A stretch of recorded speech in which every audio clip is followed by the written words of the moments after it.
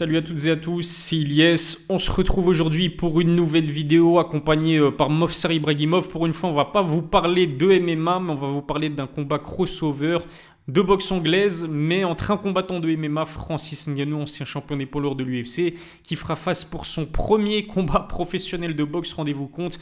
Il fera face à Tyson Fury, qui est champion WBC, qui est invaincu après 34 apparitions sur un ring de boxe anglaise. Et ce combat va se dérouler sur 10 rounds. On en parle du coup avec Movsar Ibragimov. Pour les personnes qui peut-être préfèrent la boxe au MMA et qui ne connaissent pas encore Movsar, Movsar c'est un combattant de MMA, champion AEF chez Pocock, médaillé de bronze au championnat du monde IMAF et médaillé d'or au championnat d'Europe IMAF. Movsar, comment tu vas? Ça va super et toi, Elias? Ça va très très bien. Et écoute, ça va très très bien. On approche vraiment à grands pas de ce Francis Ngannou Tyson Fury. Ça se passe le samedi 28 octobre à Riyad en Arabie Saoudite. Qui dit Arabie Saoudite dit payday incroyable. Ils vont se prendre un giga chèque les deux. Et je suis content d'ailleurs pour Francis Ngannou parce que c'est de loin, ce sera de loin la plus grosse paye de toute sa carrière. D'ailleurs, ce qui est sympa pour nous les Européens, c'est que normalement Francis et Tyson Fury vont s'affronter samedi aux alentours de 23h ou 23h30. Donc horaire adapté pour nous les Européens. La première question que j'ai envie de te poser, Mofsar, c'est est-ce que c'est un combat qui t'intéresse? Est-ce que c'est un combat que tu as envie de suivre? Dis-moi tout. Moi, depuis Conor Mayweather à l'époque, le premier crossover qu'il y a eu dans mes souvenirs, je me suis fait une promesse, c'est de plus jamais regarder ces combats-là. Et depuis, il y en a eu, les KSI, Logan Paul, Jake Paul, etc. Et j'ai toujours eu raison de ne pas les regarder. Je dirais que pour celui-ci, je vais le regarder d'un coin de l'œil, tu vois, juste pour voir ce qui se passe, mais c'est pas quelque chose qui me hype tant. En plus, la catégorie, c'est des poids lourds, donc c'est même pas quelque chose qui m'intéresse tant que ça. Et en plus, je suis presque sûr de connaître le résultat, tu vois, mais bon, ça, on en parle après. Exactement, on va en parler après. Il y en a un des deux. Bon, on va le dire, hein, parlons français, tout le monde le sait. Fury qui est largement le favori, mais quand même, tu vois, dans la promotion du combat, ils ont réussi à me dire que, allez, peut-être que Francis, il a une chance. Évidemment qu'il a une chance, Francis, et on va dire pourquoi dans quelques instants. Mais c'est vrai que la balance, elle penche clairement en la faveur de Fury. Personnellement, je vais regarder ce combat et j'ai pas envie d'en louper une seule miette.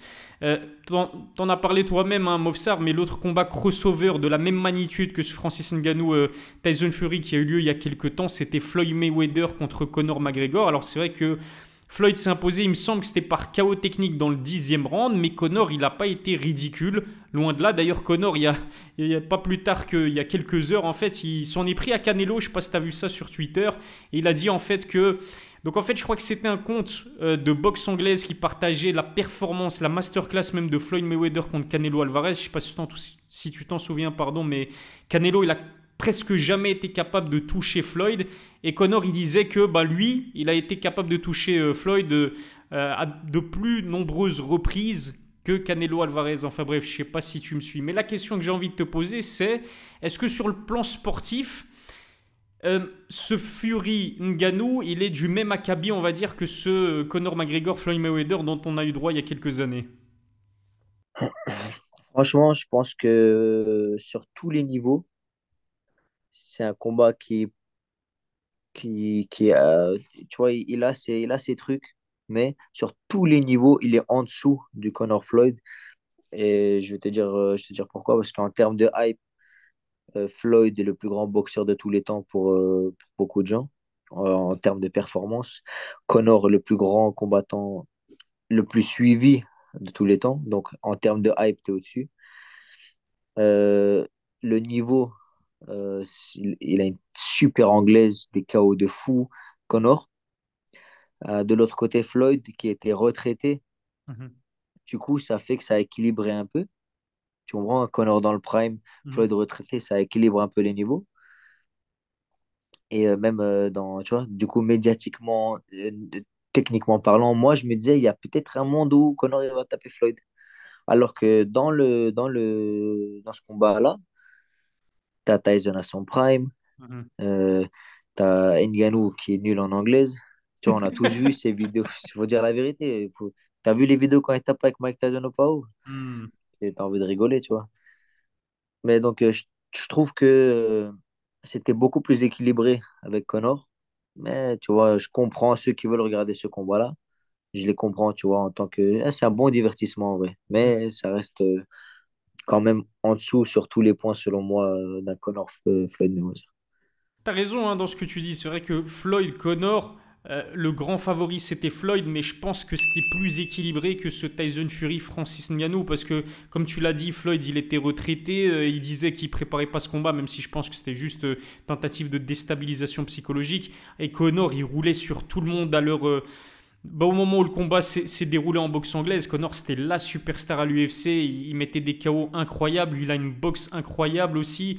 Strikingment parlant, Connor c'est ce qui se faisait de mieux et encore aujourd'hui peut-être. C'est ce qui se faisait de mieux en termes de boxe et de striking à l'UFC. Et puis Connor et Floyd, en termes d'impact médiatique, en termes de trash talk, ils ont vendu ce combat comme jamais. Alors que là, Fury, on sait qu'il a, il a une grande bouche, mais il ne l'a pas vraiment ouvert face à Francis Ngannou. Et de son côté, Francis, même à l'UFC, il n'a jamais été réputé pour être un grand vendeur de pay-per-view. Tout le contraire de Connor et Floyd. Donc c'est vrai que d'un point de vue sportif, je pense que Connor Floyd était plus intéressant d'un point de vue médiatique aussi, même si évidemment ce Fury Ngannou reste très intéressant. Qu'est-ce que j'allais te dire aussi? Tu l'as évoqué aussi, mais Francis, même à l'UFC, ça n'a jamais été le meilleur striker, le meilleur boxeur qu'on a vu dans la catégorie des poids lourds. Il y a un Sergei Pavlovich qui, pour moi, est le meilleur boxeur de la catégorie. Je pense que, sportivement parlant, Sergei Pavlovich, contre Tyson Fury, ça aurait été plus équilibré, même si évidemment Fury roule quand même sur Sergei Pavlovich. Donc, tout ça pour dire quoi? Que c'est impossible de nier le fait que effectivement cette affiche elle est totalement déséquilibrée. On a Fury qui boxe depuis son plus jeune âge. Il a battu Vladimir Klitschko, qui est pourtant l'un des meilleurs poids lourds de l'histoire. C'était en 2015. Il a dérobé toutes ses ceintures à l'époque. Il a battu Deontay Wilder en 2020. Il a vaincu après 34 apparitions sur un ring, champion WBC. C'est juste un monstre. Et puis de l'autre côté, Francis Ngannou qui fait ses débuts professionnels en boxe anglaise face au Gypsy King. Est-ce que tu dirais qu'il a une chance quand même, Francis Ngannou, de battre le champion WBC? En fait, ce qui est intéressant à ce poids-là, quand tu es des poids lourds et surtout face à, tu vois, d'un côté, tu as Tyson Fury, de l'autre côté, tu as Ngannou. Et Ngannou, il est connu pour quoi? Pour faire des records de puissance dans ses mains, tu vois. Donc, c'est ça l'avantage avec les lourds. Par exemple, Connor, pour mettre un KO, il est obligé de mettre un contre. Mhm. Il est obligé de le fatiguer, de le toucher au corps, d'avoir un sale timing de fou. Donc, ça demande beaucoup de technique, etc. Alors que Ngannou, tu te mets en garde, il te met un gros crochet, il y a moyen de te mettre KO. Et c'est ça qui a toujours d'ailleurs dans l'histoire rendu les combats des poids lourds intéressants, c'est le taux de KO, la puissance qu'il dégage. Donc, il y a toujours une chance. Il y a, il y a un monde où Ngannou, il fait ça, il touche sans le faire exprès, sur un bon timing, c'est possible, tu vois. Un bon timing, il touche une, même pas là, hein, il la met là, boum, en plein milieu, il y a moyen d'en déteindre parce qu'il dégage trop de puissance. Tu vois, c'est comme si tu te prenais une voiture quand ces mecs-là, ils te mettaient une droite. Donc, t'es jamais à l'abri. T'es jamais à l'abri, il faudra rester concentré, mais il y a quand même un super favori, tu C'est très bien que tu en parles. En fait, je voulais t'en parler un petit peu plus tard dans la vidéo, mais on va en parler tout de suite. Parce que d'après une étude menée par l'UFC il y a quelques années, en fait, la frappe de Francis, c'est vrai, est l'équivalent d'un choc avec une voiture de type Ford Escort lancée à pleine vitesse, hein. C'est vous dire à quel point il frappe fort Francis. Tu te souviens du moment où il a failli décrocher la tête d'Alistair Overeem sur un gros uppercut. Et puis sur ses 8 dernières victoires, donc pas sur ses 8 derniers combats, mais sur ses 8 dernières victoires, il s'est imposé à 7 reprises sur KO. Tu te souviens comment il a couché Jairzinho avec des frappes vraiment peu orthodoxes. Et c'est ça aussi qui le rend dangereux. Voilà. Combiné à cette vois. puissance, Ce KO, il fait ça. Moulin, moulin, moulin, de moulin, fou. et il l'endort. Mais Et il a fait 10 mètres de crawl et il l'a endormi sans faire exprès. Et c'est ça qui le rend dangereux. c'est ça. Bah, c'est ce que je voulais te dire en fait, c'est-à-dire que en plus de sa puissance, il a des frappes peu orthodoxes, il a des angles improbables, et ça peut-être, on ne sait pas, mais peut-être que ça peut faire mouche contre Tyson Fury, parce que Fury, lui, il est habitué à des boxeurs un minimum technique, ce ne sera pas le cas contre Francis Ngannou. Ouais, c'est ça. Fury, il est très propre. Il bouge bien, il boxe bien. Il est là, bam, bam, boum, boum, contre, esquive, boum, boum, magnifique. Et de l'autre côté, tu as Ngannou, il te met des golden. Moi, je trouve que c'est ça le mot qui image bien les coups de Ngannou, c'est des golden. comme, comme ça. Il t'envoie là, il t'envoie là. Mais bon, ça, c'est peut-être c'est le style qui va le rendre dangereux. Peut-être c'est ça qui va faire qu'il va, comme tu as dit, faire mouche. Qu'est-ce que j'allais dire? Le truc aussi qui rend intéressant ce combat, c'est l'équipe de Francis Ngannou. Donc Francis, il va préparer son combat avec Davy Cooper. Donc Davy Cooper qui est son coach de striking en MMA, Couture ou Randy Couture MMA, la salle de Randy Couture où il s'entraîne Francis. Mais surtout, au-delà de Davy Cooper, même si j'ai pas envie de lui manquer de respect, immense carrière en kickboxing et une bonne carrière en boxe anglaise. Mais la star, ça reste aussi Mike Tyson. Francis travaille avec Mike Tyson, qui est une légende de la boxe anglaise, plus jeune champion de l'histoire des poids lourds à 20 ans. Est-ce que pour toi, ça peut faire la diff en la faveur de Francis Ngannou, le fait de travailler avec quelqu'un comme Mike Tyson? Franchement, je vais peut-être me faire des ennemis, Oh, mais qu'est-ce que tu vas dire? mais je pense que pas du tout. Hmm. Pas du tout, du tout, du tout, du tout. Parce que déjà, de un bon combattant, un très bon combattant, Mike Tyson, c'est un emblème de la boxe anglaise. Un très bon combattant n'est pas forcément un bon coach. Mhm. Mike Tyson, il a formé qui comme grand champion? Personne. Tu vois? C'est pas parce que tu es un grand boxeur que tu es un grand coach. Il y a des mecs qui sont éclatés. Javier Mendez, le coach de Team AKA, en combattant, il était nul. Hmm. Et il a formé il a formé plusieurs Hall of Famers de l'UFC. Un bon combattant n'est pas forcément un bon coach. Déjà de un. Et de deux, euh, pour devenir un très bon boxeur, il faut s'y prendre tôt, il faut passer des heures, il faut se la buter, tu vois. Alors que j'ai vu des tweets où des gens ils disaient, ouais, même Mike Tyson, il est député quand il voit l'anglaise de Tyson Fury. Donc je pense pas qu'il peut faire la différence. Et en fait, c'est même pas le fait que Mike Tyson, c'est pas le meilleur des coachs, mais même si Mhm. tu l'aurais mis le meilleur des coachs, tu peux pas former un mec pour affronter un champion du monde invaincu ou en un 36 000 victoires en 2 3 mois, tu vois. Ouais, c'est Donc clair. je pense que ça va rien changer. Je te dis la vérité, je pense pas que ça a changé quoi que ce soit. Allez, on essaie de rééquilibrer les débats un petit peu. On essaie tant bien que mal, on essaie tant bien que mal. Mais là, je vais pas du tout rééquilibrer le débat. Mais des gros punchers, il en a connu. Tyson Fury et le plus connu, c'est Deontay Wilder. Ils se sont affrontés à 3 reprises. Pour moi, le premier combat, Fury aurait dû l'emporter par décision au point. Et puis les deux combats qui ont suivi, Fury, il a fait une masterclass contre Deontay Wilder. Et en plus de cela, Deontay Wilder, qui est pour moi, qui est le puncher le plus puissant de l'histoire de la boxe devant Mike Tyson, puisque Wilder, il te couche avec un seul coup. Il peut te coucher avec sa gauche, avec sa droite, bras avant, bras arrière. C'est des coups pas très techniques, alors que Mike Tyson, il était extrêmement technique. Et en plus, Deontay Wilder, c'est même pas un poids lourd super lourd. Pour le coup, il fait souvent moins de 100 kilos. Mais je sais pas, il a une force de la nature tout simplement extraordinaire. Ah ben, même Deontay Wilder, qui a réussi à infliger des knockdowns à Fury, Fury s'est relevé. Ça prouve aussi qu'en plus de la technique, en plus du physique dont on va parler de Tyson Fury, il a un menton extrêmement solide. Il a un menton extrêmement solide, mais il est de moins en moins solide à force de prendre des coups. Mhm, Donc en fait, regarde, tu vois, Wilder, il est pas lourd. mhm, C'est pas le plus lourd, parce qu'il est lourd. Mais il a ce qui fait la puissance de lui. C'est un peu comme Sean O'Malley, par exemple. Ils ont des longs bras. mhm, Ils ont des bras anormalement longs, tu vois, ces mhm, mecs-là. T'as vu la longe, ben, Volkanovski aussi, même chose. C'est des mecs, ils ont des bras tellement grands qui dégagent. Tu vois, c'est comme un long canon, tu vois. Je l'ai déjà dit mhm. dans une vidéo. Je pense que plus tu viens de loin, plus tu as de la puissance. Et c'est ça qui fait qu'il envoie lourd. Et en plus, moi, j'aime bien ce que tu as dit, c'est que lui aussi, il a un style pas très propre. Mhm. Il a pas commencé très tôt, lui aussi, l'anglaise. Il a commencé tard, si je me rappelle bien. Pense à J'ai suivi 19 son, ans. ouais, j'avais suivi son histoire un peu, lui aussi. Et Ngannou, lui, par contre, est lourd. Donc, est-ce qu'il pourra se relever s'il se fait toucher par un Boko Ngannou? Franchement, je suis beaucoup moins sûr.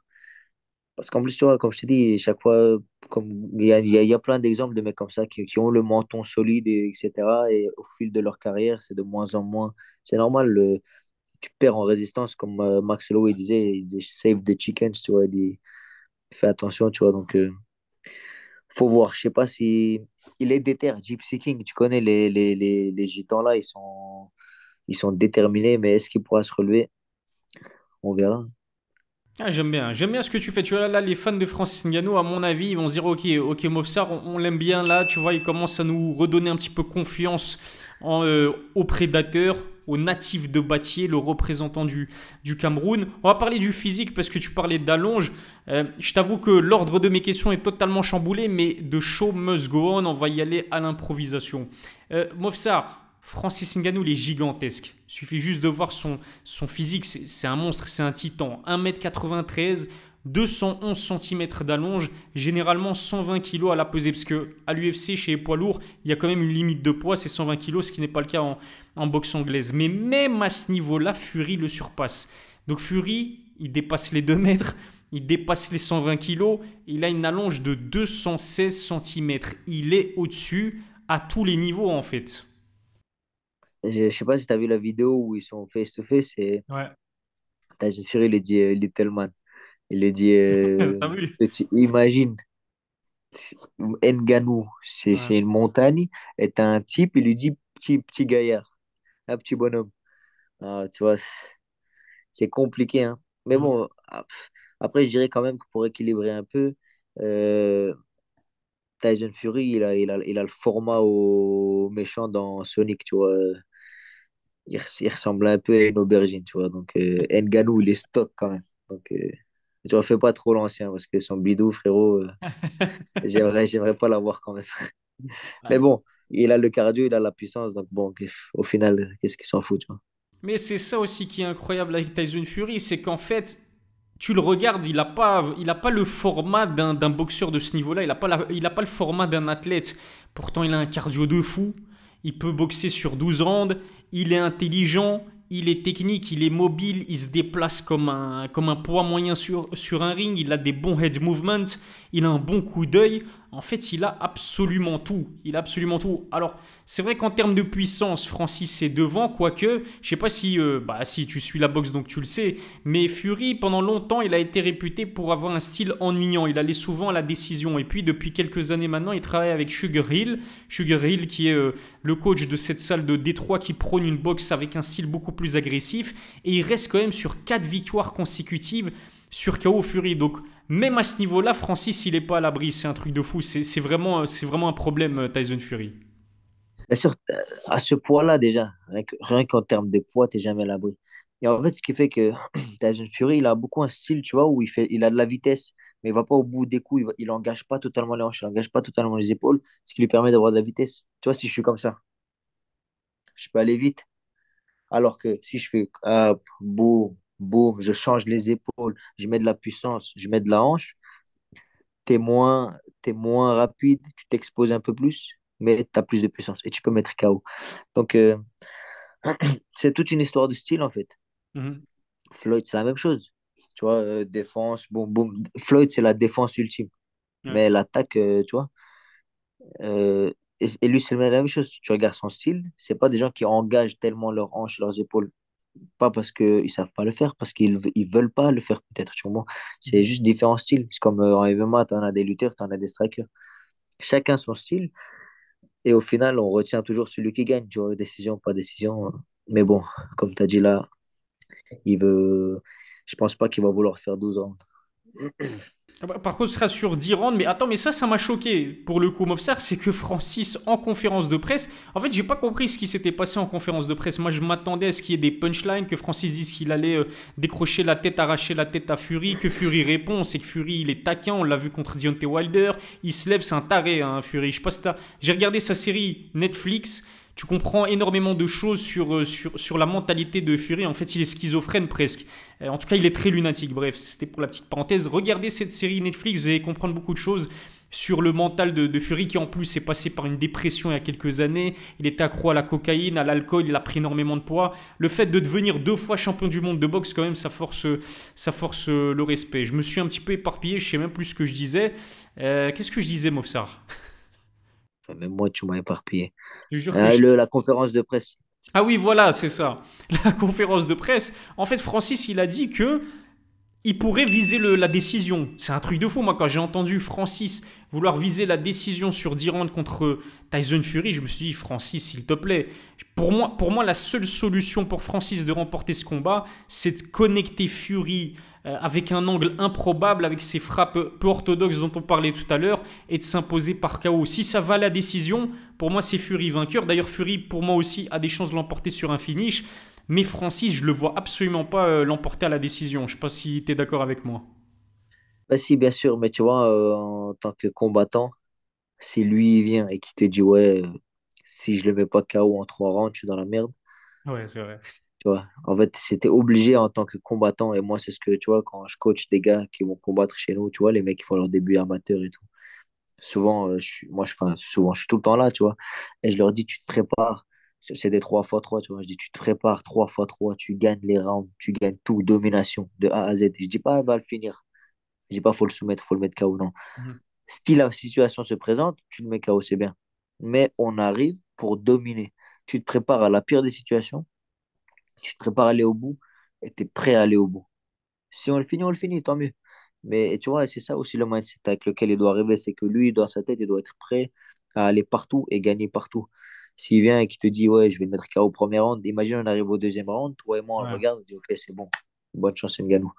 Tu vois, donc, il est là pour se montrer confiant, pour montrer à Tyson Fury qui vient déterminé, tu vois. Donc, il est obligé d'un côté, peut-être qu'il n'y croit pas lui-même, hein.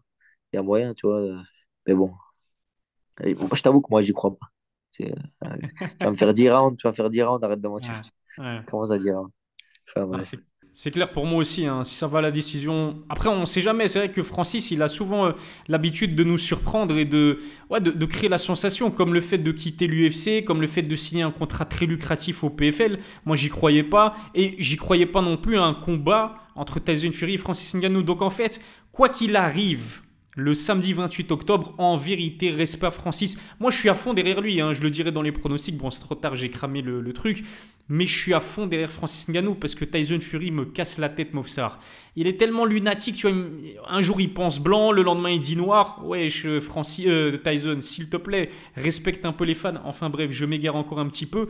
Vraiment décousu cette vidéo, mais tranquille. Mais voilà, je serai à fond derrière Francis Ngannou, mais ça s'annonce compliqué. Et pourquoi je dis que ça s'annonce compliqué aussi? Parce que j'y pense à l'instant. Mais le dernier combat de Francis à l'UFC s'est fait en janvier 2021. Donc il n'est pas très actif, Francis. Il sort d'une grosse opération au genou aussi, Francis. Et contre Cyril Gane, dans les 3 premiers rounds, on a vu que les déplacements, la mobilité de Cyril a posé énormément de difficultés à Francis Ngannou. Alors je sais ce que vont me dire les fans de Francis.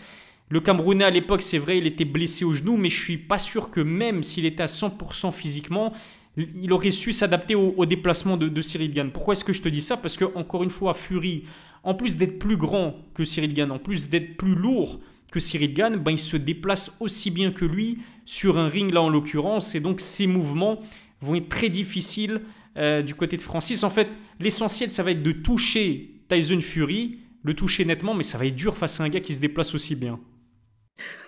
Bah, si, c'est sûr. En plus, ce qu'il y a la différence avec Cyril Gane, c'est que Cyril Gane, il pouvait faire des double legs, tu vois, Mhm. il pouvait l'amener au sol. Alors qu'ici, tu es obligé de rester debout. Tu es dans le territoire ennemi, tu vois. C'est même que tu pas dans une cage, tu es dans un ring. C'est compliqué parce que Cyril Gane, il devait avoir peur, tu vois. Il était obligé d'être attentif au takedown, obligé d'être attentif à pas se faire amener au sol, etc., tu Mhm. vois.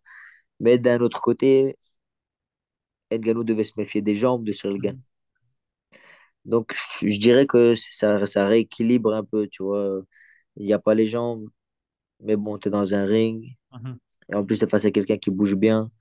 Les gants sont plus gros. En fait, il y a tellement de facteurs qui font qu'au final, je pense que le déséquilibre, il reste plus ou moins le même, tu vois, où Tyson, il est forcément plus avantagé, mais c'est pas non plus un 80%, 20%, tu vois. Peut-être qu'il y a moyen de gratter 30% de chance pour Ngannou. En plus, comme tu as dit, moi aussi j'ai envie de le dire, ça, c'est que tout ce que Ngannou il a fait pour MMA, le MMA et le monde du combat, la manière dont il s'est révolté face à l'UFC, etc., c'est quelque chose qui force le respect. Moi, je suis un très très grand fan de Francis Ngannou aussi. Et aussi ce qu'il a fait contre Fernand Lopez. Allez.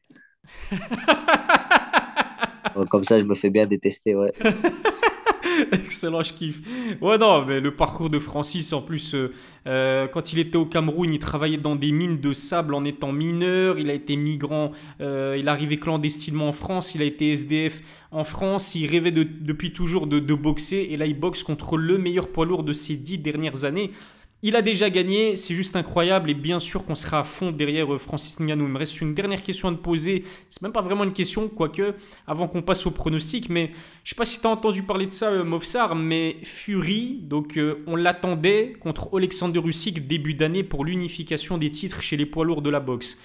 Au final, ça a capoté. Il a mis en place cette opposition contre Francis Ngannou, qui d'ailleurs au passage a été extrêmement critiqué, cette décision de Fury d'affronter Ngannou par les amateurs de la boxe anglaise, et ça se comprend. Et puis maintenant que c'est officiel, Fury annonce quoi? Que finalement il va boxer contre Alexander Usyk dans les prochaines semaines, juste après Francis Ngannou. Ça a été vécu comme un manque de respect, je pense, par Francis, et c'est le cas. C'est encore la preuve que on sait que Fury va prendre Francis au sérieux. Il le prend au sérieux, mais il le prend quand même aussi à la légère en quelque sorte. Ben, tu vois, c'est moi, par exemple, au début de ma carrière amateur, quand je prenais des combats 3 semaines à la suite, c'est pourquoi? C'est parce que je me disais, je vais les allumer, tu vois. Je me disais, Hmm. je vais l'éteindre. Qu'est-ce qu'il va me faire? Je me disais, il va pas me blesser, je vais les fumer. Et c'est la même chose, tu vois, il a pris Usyk parce qu'il se dit, ouais, Ngannou, c'est bien, mais il est sûr de lui, tu vois. Il est sûr qu'il va l'éteindre. Mais bon, attention, tu vois, ça peut jouer des mauvais tours. Hmm. Ça peut jouer des mauvais tours. Donc, ça montre d'un côté la confiance qu'il a en lui. Ça montre qu'il pense complètement survoler ce combat. Mais toujours faire attention à la patate camerounaise. Attention à l'upset, si Francis réussit à battre Fury, c'est la plus grande surprise de l'histoire, tout sport confondu, devant Leicester City qui devient champion d'Angleterre, devant, je sais pas moi, il y a quoi d'autre comme surprise, enfin bref, il y a plein de surprises, mais là tu le mets, oui, Buster Douglas contre Mike Tyson, là c'est devant et de très très loin, parce que Francis, ce sera son premier combat de boxe anglaise professionnel, et face à Tyson Fury, si Tyson Fury a en tête l'unification des titres contre Usyk avant Francis Ngannou, d'ailleurs, s'il bat Usyk, il a l'opportunité de devenir le premier boxeur qui unifie tous les titres chez les poids lourds depuis Lennox Lewis en 1999. Donc, il a deux doigts de l'histoire, mais avant de marquer l'histoire, il y a Francis Ngannou qui va pas vouloir se laisser faire. Merci Movsar d'avoir répondu à mes questions. C'est quoi ton pronostic? Est-ce qu'on peut y croire pour Francis? Est-ce qu'il peut créer la sensation de l'année, de la décennie, du siècle? Est-ce qu'il peut battre Tyson Fury? Franchement, moi, j'aimerais dans un monde merveilleux j'aimerais trop que Ngannou, il arrive round 1 ou round 2, il éteint Tyson Fury. Ça serait incroyable. Mais est-ce que j'y pense? Est-ce que j'y crois? Pas vraiment, tu vois. Je pense que déjà, je vois pas Ngannou tenir 10 rounds. Donc, tu vois, un peu avec la fatigue, etc., il va finir Hmm. par perdre par TKO, je pense. Et je dirais que ça, TKO, victoire par TKO de Tyson Fury au round 4, je dirais. Pas un KO net, tu vois, c'est pas, il va pas dormir, mais je pense qu'il va lui faire poser le genou deux, trois fois et l'arbitre il va dire c'est bon, stop. Je vois un victoire TKO, round 4, tu vois, round 4 ou round 5 de Tyson Fury. Je suis mort, on a quasiment toujours les mêmes pronostics, c'est un truc de fond. Tu vois, on n'échange pas avant de réaliser ces vidéos, donc c'est marrant. Moi, je suis d'accord avec toi aussi. On a vu que Francis, quand il avait souffert contre Stipe Miocic au premier combat, quand Stipe arrêtait pas de lui mettre des amenés au sol, Francis, il était lessivé, fatigué, esquinté, mais on n'a jamais senti qu'il allait quitter ce combat. Tu vois ce que je veux dire? Il a jamais. En fait, l'abandon, ça fait pas partie de son ADN à Francis Ngannou. Donc, je le vois pas non plus se prendre un KO de la part de Tyson Fury, même si Fury, encore une fois, il enchaîne les KO ces derniers temps, il a une boxe extrêmement agressive, il est lourd, etc. Mais je vois plus une victoire par KO technique dans la sixième ou la septième reprise avec un Francis très fatigué, qui n'a plus de garde, qui baisse ses bras parce que punaise, en plus il a des gigabras, très musclés, ça consomme énormément d'oxygène. Et je vois Fury, tu vois, le faire reculer contre les cordes, lui mettre une giga combinaison, Francis qui répond plus aux attaques de Tyson Fury, l'arbitre pour épargner l'intégrité physique de Francis, mettre un terme au combat. Allez, je vais dire dans le sixième round, victoire sur KO technique de Tyson Fury. Donnez-nous vos pronostics dans les commentaires. N'oubliez pas de suivre Movsar Ibragimov. Je mettrai le lien vers son compte Instagram dans la description. Abonnez-vous à ma chaîne, activez la cloche pour recevoir les notifications, lâchez un pouce bleu, ça fait toujours plaisir. On est évidemment à fond derrière Francis Ngannou. On espère qu'il y a un truc magique qui se crée le samedi 28 octobre, même si voilà, on pronostique Tyson Fury vainqueur. Merci beaucoup Movsar, à la prochaine pour une nouvelle analyse. Merci à toi, comme d'hab. On se rattrape bientôt.